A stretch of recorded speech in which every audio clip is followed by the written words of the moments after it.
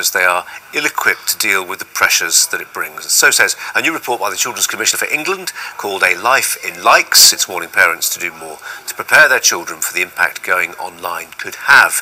We're joined in the studio by Dr. Amanda Gummer, child psychologist and founder of fundamentally.children.com. Amanda, very good afternoon to you. Thanks for coming in.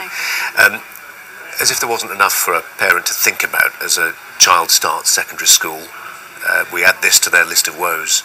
I know, and it's not really designed, I don't think the report's designed to be a stick to beat parents with, but I do think parents need to understand that letting their 8-9-year-old children on social media really isn't a good thing. It's a view shared by social media companies, many of whom say you've got to be 13 before you sign up for this, which is then routinely ignored by 9, 10, 11-year-olds. Absolutely, and I don't think it's really checked thoroughly by the platforms and the social media companies. Shouldn't we get very annoyed about that? I mean, here are these social media companies trousering billions. Parents have been nagged to do lots of different things. They've got a lot of pressure on them. We could do with a bit of help, thanks very much. Yeah, I think that's true, and but I do think there are a lot of parents who take a very relaxed approach to this. So I think if the companies are doing what they can to get parental verification on the ages and everything for anybody who's, say, maybe under 16 or 18, to get them to sign up for the account, that would be a step in the right direction.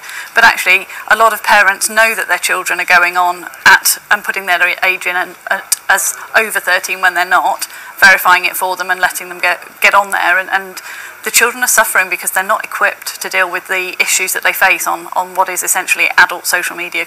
And the thing is, children have always wanted to be popular. What you've got now is a system which amplifies any neuroses they might have. Yeah, and it's also something where one of the biggest challenges I think we have with children is to teach them the difference between the real world and the virtual world. And very young children don't make that distinction. They don't distinguish between reality and fantasy. There's, we've just had Christmas. There's all those kind of the myths and legends around that. And it's a myth. Okay.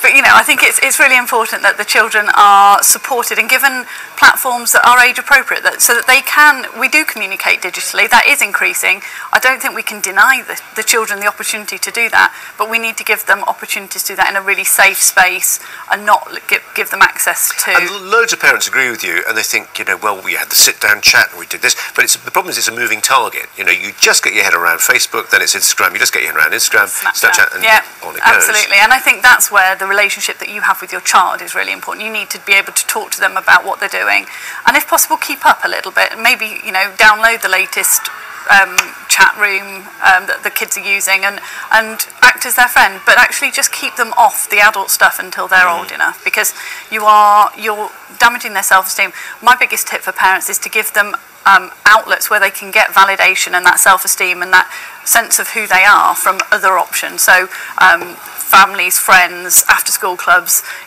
community-based activities where they're interacting in the real life, so that they're not always stuck in a sort of a virtual world where it all depends on how many people are liking your photo.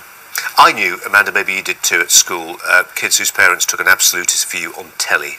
Wasn't allowed. They're always slightly eccentric, quite colourful characters. Did they have a better childhood than me? I don't know. There are those people who say the same thing about the internet.